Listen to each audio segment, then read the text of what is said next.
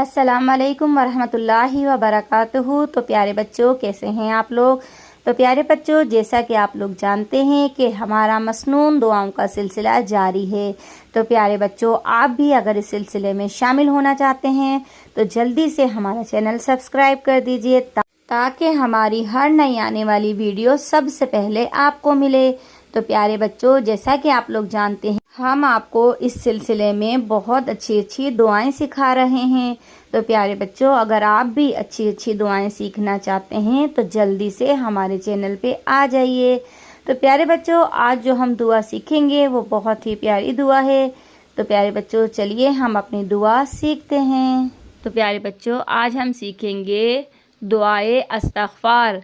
तो प्यारे बच्चों, दुआए इस्तिग़फ़ार के बहुत से फ़ायदे हैं।